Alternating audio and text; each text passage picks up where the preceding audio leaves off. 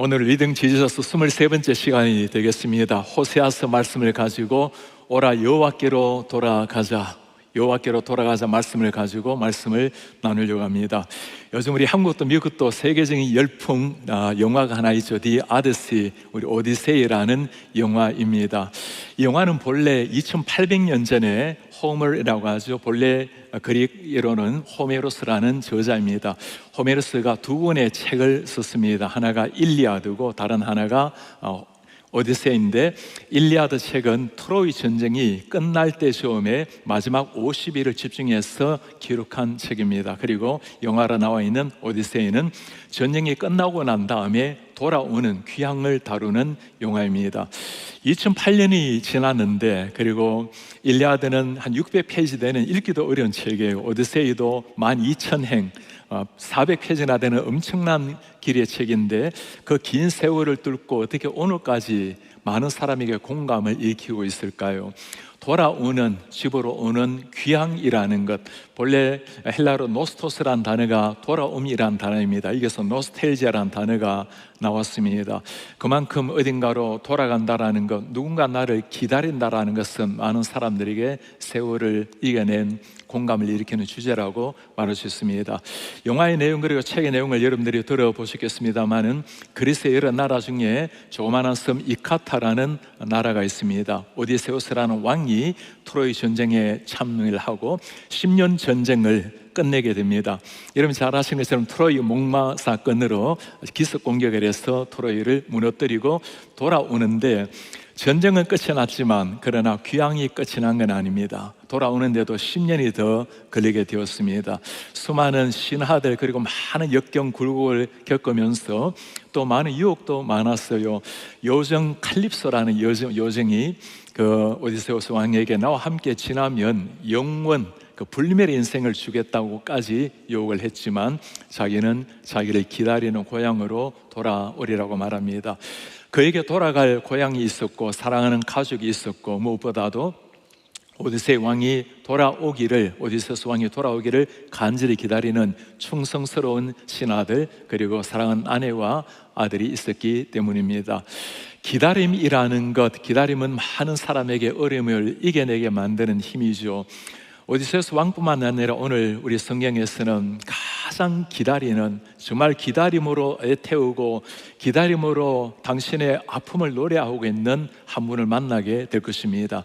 하나님의 기다림의 마음입니다. 우리가 읽은 호세아 말씀은 이 하나님께서 우리를 기다리시는, 패역하고 하나님을 등지고 도망간 우리를 기다리는 하나님의 그 마음의 사랑 노래라고 말할 수 있습니다.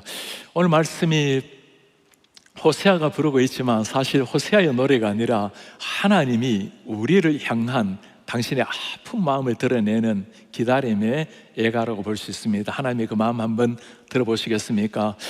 오라 우리가 여호와께로 돌아가자. Return to the Lord. 우리 주님께로 돌아가자. 여호와께서 우리를 찢으셨으나 도로 낫게 하실 것이요, 우리를 치셨지만 싸매어 주실 것이라. 여호와께로 돌아가자. 여러분, 누가 이렇게 말할 수 있을까요? 호세아가 어떻게 이렇게 말할 수 있을까요? 하나님의 마음을 본 겁니다.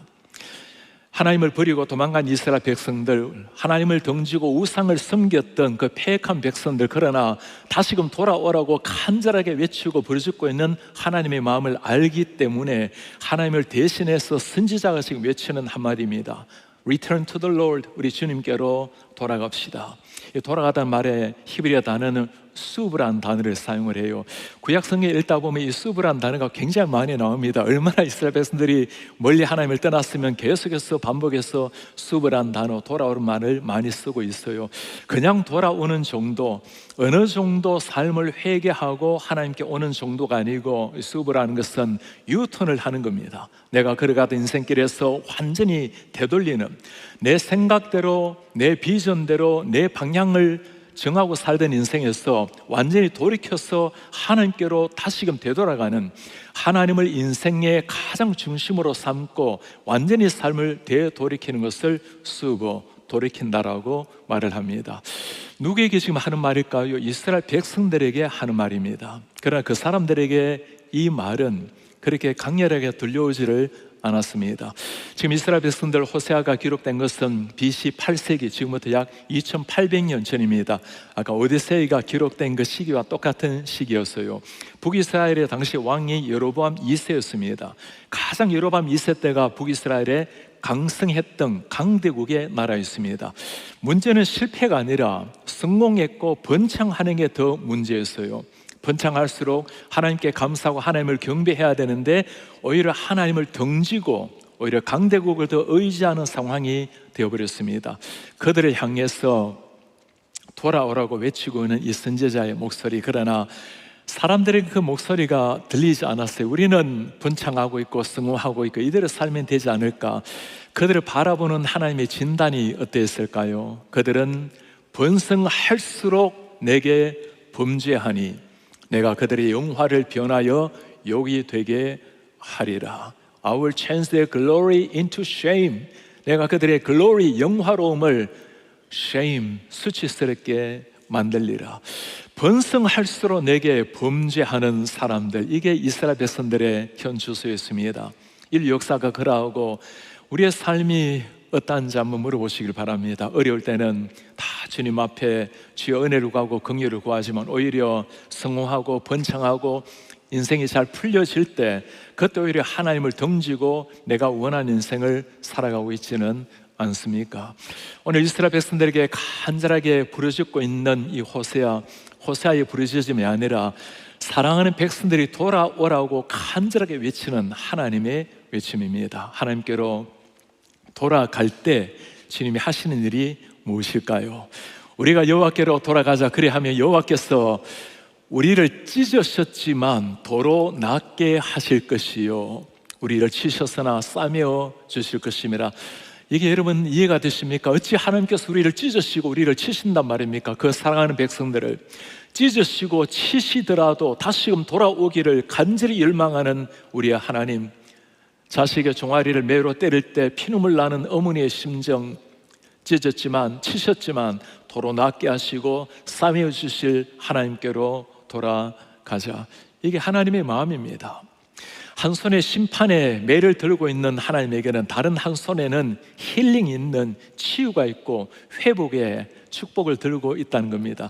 선지서에 하는 이야기가 다 비슷한 이야기예요. 범죄한 백성들, 하나님을 등지고 우상을 숭배하는 사람들, 전능하신 용사 하나님을 의지하지 않고 강대국을 의지하려고 하는 그 이스라엘 백성들을 향해서 끊임없이 하나님께서는 심판의 메시지를 보냅니다. 그리고 심판 이후에 끊임없이 회복의 메시지를 보내고 계시는 우리의 하나님, 그게 하나님이 우리를 향한 마음입니다. 오늘 우리 성도님들 한번 물어보시길 바랍니다. 주님께로 돌아오라고 말씀하신 이 하나님 앞에 내가 서 있는 자리가 어디인지 한번 물어보시길 바랍니다. 나름대로 예배하고 나름대로 주님을 믿고 살아가는데요, 어느 정도가 아니라 정말 내 인생을 하나님을 향해서 살아가고 있는가? 주님이 원하시는 그 뜻이 내 인생의 방향이 되고 있는가? 돌아오라고 말씀하신 하나님이 내 삶을 움직이는 능력의 말씀이 되기를 바랍니다. 우리가 주님 앞에 돌아가게 될 때 우리 주님 어떤 일을 하실까요? 그렇게 패역해서 우상을 숭배하고 범죄하고 결국에는 그렇게 우상을 숭배하다가 아수르에 멸망을 당하게 돼요. 멸망당할 그 민족을 바라보면서 돌아오라고 외치는 그 선지자의 음성, 돌아올 때 어떤 일이 일어날까요? 여호와께서 이틀 후에 우리를 살리시며 셋째 날에 우리를 일으키시리니 우리가 그의 앞에서 살리라. We may live before Him. 하나님 앞에서 살리라. 이 말씀을 잘 기억해 놓으시기 바랍니다. 이틀 후에 살리시고 셋째 날에 일으키시고, 그 오랜 세월 하나님을 등지고 하나님을 버리고 우상을 숭배했던 사람들에게 이틀이 지나고 사흘이 지나면 우리를 살려내실 것이고 다시금 일으켜 세우리라. 이게 우리 주님의 본심이에요. 하나님 우리에게 고난의 물을 마시게 하는 것은 고난이 목적이 아니라 어찌하든지 하나님 앞에 다시금 돌아오기를, 돌아오면 하나님께서 우리를 살리신다고 다시금 일으키신다고 말씀을 하는 겁니다. 그리고 가장 중요한 말씀, 하나님 앞에서 살게 하리라. Before Him이라고 이렇게 번역을 해놨는데 히브리어 원문을 보면 러 파나이브 이렇게 나와 있어요. 히브리어로 러란 단어는 무엇을 향해서 뭘 바라보고란 말입니다. 파나이브는 파님이란 단어에서 나와서 이 얼굴이란 말이에요. 하나님의 얼굴을 향해서 살게 하리라. 여러분, 그 도망간 백성들, 하나님을 등지고 살아가는 사람들에게 돌아오면 내가 너희를 살려내겠고 다시금 세워서 나와 함께 얼굴을 마주하고 살리라. 여러분, 얼굴을 마주한다는 이야기, 구약에서 하나님의 등을 지고 살아간 사람들, 주님 앞에 범죄했던 사람들이 가장 먼저 한 일이 무엇입니까? 하나님의 얼굴을 피해서 도망가는 일이었어요. 아담이 하나님 앞에 범죄하고 난 다음에 동산 뒤에 나무 위에 뒤에 숨습니다. 가인이 아벨을 때려 죽이고 난 다음에 여호와의 낯을 피해서 동쪽으로 갔다고 말하고 있어요. 범죄한 사람들이 피하는 것이 하나님의 얼굴인데 오늘 그 범죄한 사람들에게 주님이 하시는 말씀이에요. 돌아오면 내가 너희를 살려내겠고 너희를 이렇게 세울 것이고, 그리고 르파나이브, 하나님의 얼굴과 마주하면서 보며 살리라. 구약의 사람들은 하나님의 얼굴을 볼 수도 없는 사람들이고 얼굴 보면 죽는다고 생각했던 사람들입니다. 그들에게 주님께서 말씀하시기를 내가 너희와 함께 얼굴을 맞대고 사랑하고 기뻐하며 살기를 원한다. 이게 하나님이세요. 무너진 백성을 세우시고 다시금 하나님의 아들, 딸로 언약 백성으로 만들어 주시겠다라는 약속입니다. 이번 금요일날 어제 참 감격적이고 너무너무 자랑스러운 일을 가지게 되었습니다. 우리 교회가 성탄 헌금을 하게 되면 한 10여만 불을 지역에 또 구제에 많은 필요한 사람들에게 다 흘려보냅니다. 이것저것 많이 숨기다가 이번에는 이 지역을 숨기는 내 기관들에게 블레싱 기금이라고 전달을 하게 되었어요. 여러 기관들이 와서 그들의 사익을 서로 나누는데 저 오른쪽에 계신 분이 220라는 대표분이세요.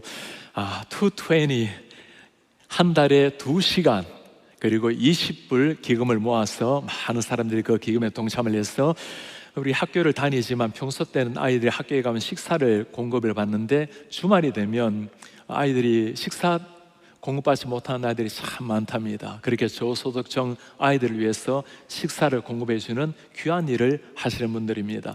많은 기관들이 당신들이 하시는 사역들을 들으면서 이 워싱턴 지역의 한인 사회가 얼마나 이웃을 사랑하고 따뜻하게 사람들을 서로 돕고 기도하고 있는지 너무너무 감격스러웠어요. 헤세드라는 단체의 사역을 들으면서 그 목사님은 아주 평안하게 말씀을 하시는데 제 마음속에는 정말 그 깊은 울림으로 하나님께서 이런 역사도 일으키시는구나 생각이 들었어요. 우리도 헤세드 사이가 늘 깊이 관여를 하고 있는데 메릴랜드의 볼티모어 지역에 홈리스들을 돕는 사역입니다. 너무 위험한 지역에 경찰들도 잘 들어가지 않은 곳에 들어가서 한 사람 한 사람에게 사랑을 베풀고 그들에게 저녁 9시가 되면 겨울에는 참 추워요. 우리 성도님들이 가서 그분들 사역하는 모습입니다.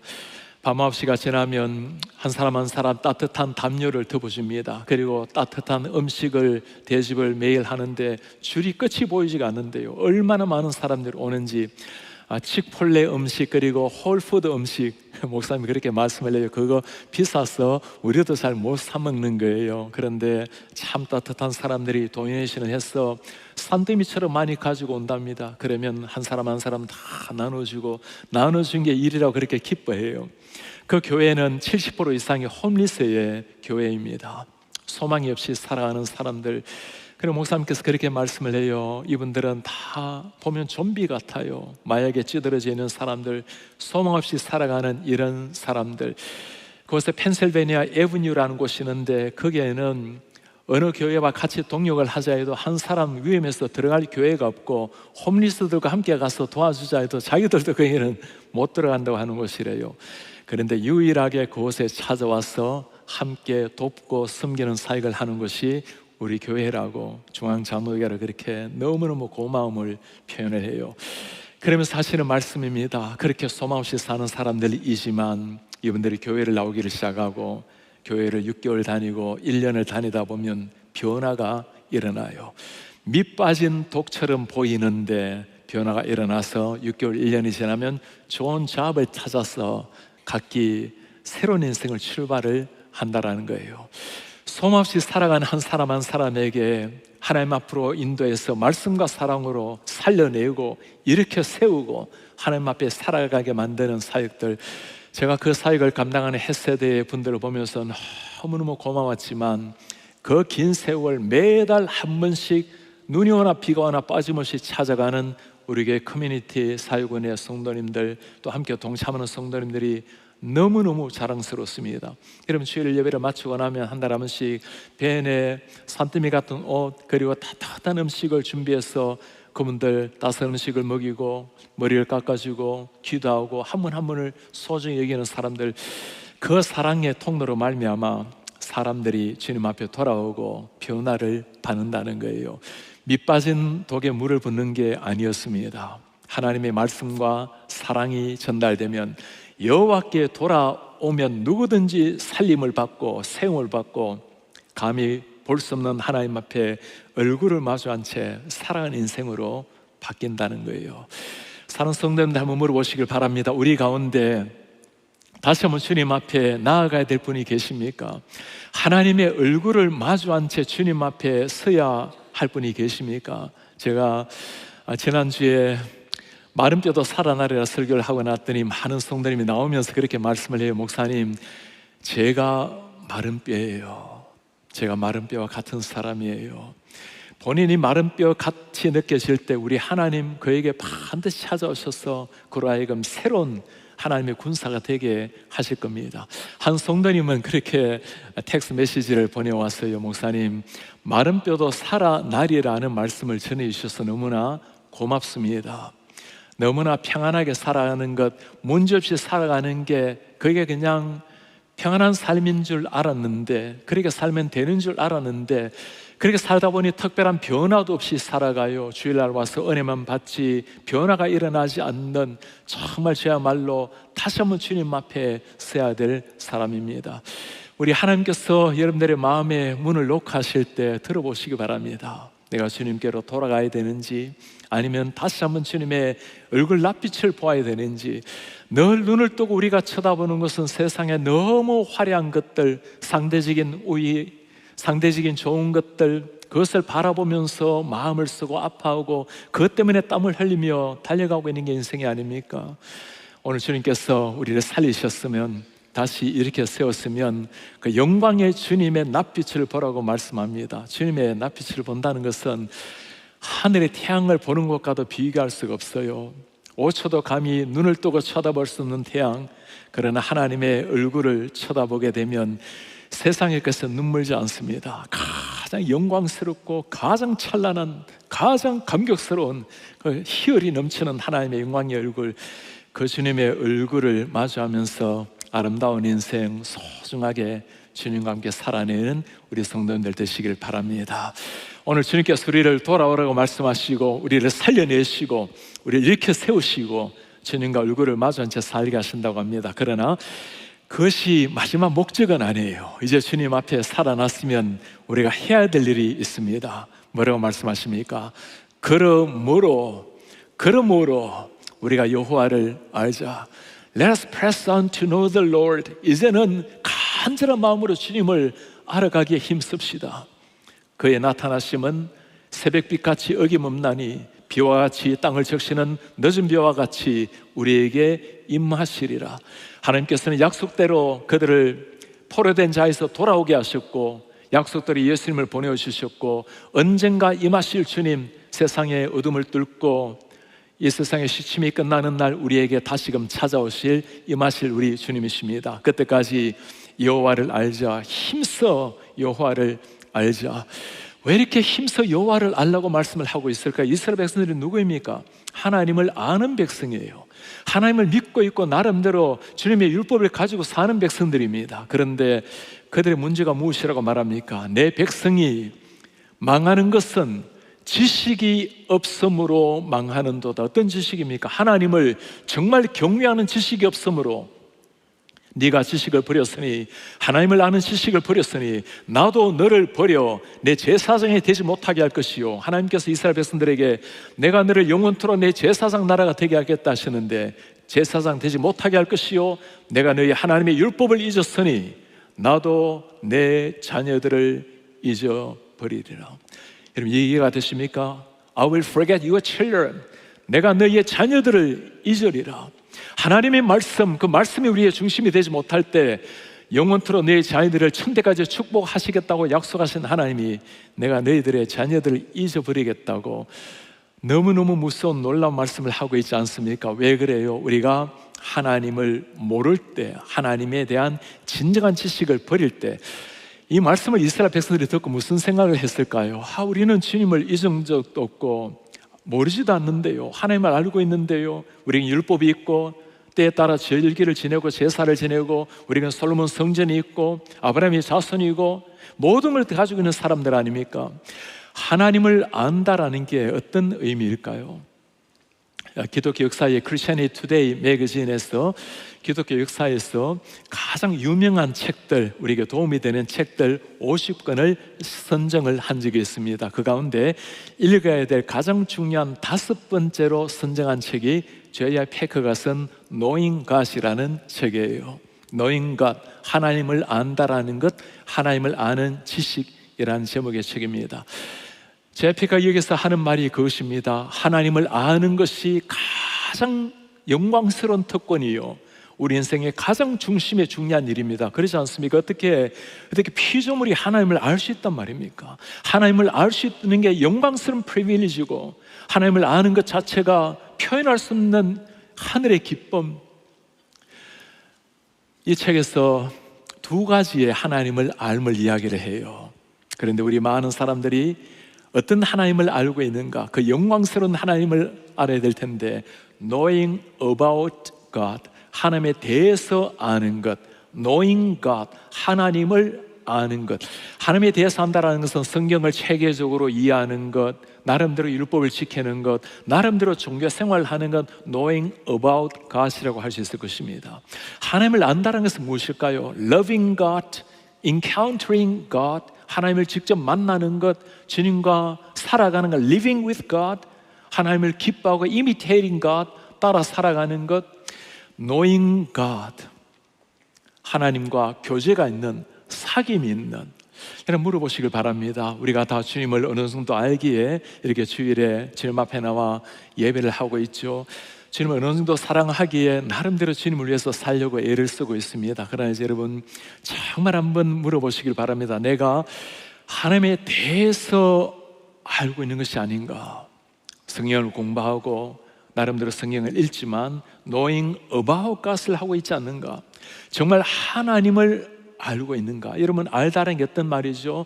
부부가 깊이 아는 것처럼 그분과 사귐 있는 깊은 관계가 있는, 이걸 두고 히브리어로 야다, 알미란 단어를 사용을 하는 겁니다. 하나님을 안다라는 것은 하나님을 사랑하고 따라가기를 원하고 닮아가고 주를 위해서 살아가는 걸 말하는 거예요. 그런데 우리가 주님을 위해서 온전히 살아가기 얼마나 어렵습니까? 그리고 하나님을 제대로 안다라는 것도 불가능한 일이죠.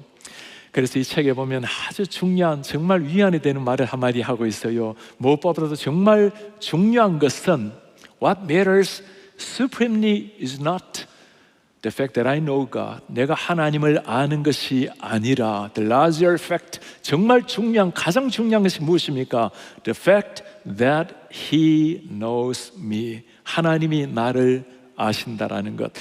우리가 주님을 온전히 모르지만 하나님이 우리의 마음을 아시고 우리의 아픔, 우리의 상처, 우리의 눈물을 아시는 My inner heart, 내 내면을 다 알고 계시는 우리의 주님.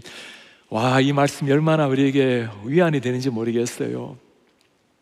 우리가 하나님을 안다라는 것이 아무리 우리가 지식이 뛰어나고 눈이 열린다 하더라도 하나님을 온전히 알 수는 없죠. 그러니 하나님께서 우리를 잘 아시는 그분께서 우리에게 찾아오셔서 당신을 드러내 보이시고 하나님이 누구인지 드러내 보여야 우리가 주님을 알 수가 있는 거겠죠. 우리 성도님들 한번 물어보시기 바랍니다. 내가 주님에 대해서 아는 삶을 사는가? 주님을 아는 주님을 사랑하고 하나 되고 정말 주님을 내 속에 모시고 살아내고 있는가? 오늘 우리 주일학교 승계는 우리 많은 선생님들, 중고등부 승계는 우리 720명의 선생님들을 세우게 되었습니다. 어제는 킥오프 예배를 하면서 그 수많은 선생님들이 찬양하는 걸 보면서 너무나 감격스러웠어요. 아이들보다 언제나 먼저 오고 먼저 예배하고 평소 때 기도하고 한 분 한 분에게 가슴에 품고 기도하는 우리 선생님들, 우리 쌤들에게 제가 늘 하는 부탁이 있어요. 아이들에게 공과 공부를 하든 아니면 분반 공부 어떤 걸 하든지 하나님의 말씀을 체계적으로 잘 가르치는 것도 중요하지만 하나님을 사랑할 수 있도록, 하나님을 내 마음의 중심으로 모실 수 있도록 공과 공부도 지나가고 하나님에 대한 생각들 시간이 지나면 다 사라질 수 있습니다. 그러나 정말 내 가슴 속에 하나님을 사랑하는 마음, 내 주인이 하나님이라는 걸 정말 알게 되면 이 아이들이 대학을 들어가든 직장을 가든 성인이 되어서 시집가를 가든 언제나 주님을 중심에 모시고 있게 될 것입니다. 우리 선생님들뿐만 아니라 우리 부모님들, 여러분들이야말로 제일 좋은 최고의 선생님들입니다. 우리 아이들이 교회에 와서 선생님들에게 말씀을 배우게 된다면 집에 가서 부모님들의 뒷모습을 바라보면서 그 말씀이 정말 진실인지를 확인하는 것이 우리 부모님들의 얼굴입니다. 부모님들도 우리 선생님들도 우리가 먼저 힘써 주님을 알고 힘써 주님을 가르쳐서 우리 사는 자녀들, 우리 다음 세대가 우리 교회에 다닐 때뿐만 아니라 우리 교회 담장을 넘어서 이 미국 땅에 그리고 세계 열방에 하나님 나라를 아름답게 확장시켜 나아가는 하나님의 통로가 되게 만드는 이런 우리 선생님들, 부모님들 잘 되시기를 바랍니다. 우리가 오늘 말씀은 이제 구약에서 리딩 지저스의 마지막 말씀이 되겠습니다. 구약을 읽으면서 우리가 리딩 지저스 한 이유가 무엇입니까? 우리 작년 성도님들 매일 새벽에 되면 우리 4,800명이 넘는 성도님들에게 카톡이 다 가지 않습니까? 우리가 서로 말씀을 읽고 서로 간에 나누고 하는 이유가 무엇이죠? 구약이든 신약이든 말씀을 읽으면서 모든 말씀이 가리키고 있는 예수 그리스도, 구약은 감추어진 예수님이지만 그 말씀에 가만히 묵상하다 보면 신약의 빛이 나타나서 예수께로 연결하는, 어떤 말씀을 읽어도 예수님을 통해서 우리를 구원하시는 하나님을 만나기 때문에 Reading Jesus라고 부르는 겁니다. 예수님을 읽을 뿐만 아니라 예수님을 읽게 되면 예수님을 사랑하게 되고 예수님을 가슴에 나의 주인님으로 모시게 되고 예수님을 따라 살아가게 되는 겁니다. 오늘 우리는 호세아서 말씀을 통해서 우리를 향해서 부르는 하나님의 사랑 노래를 들었어요.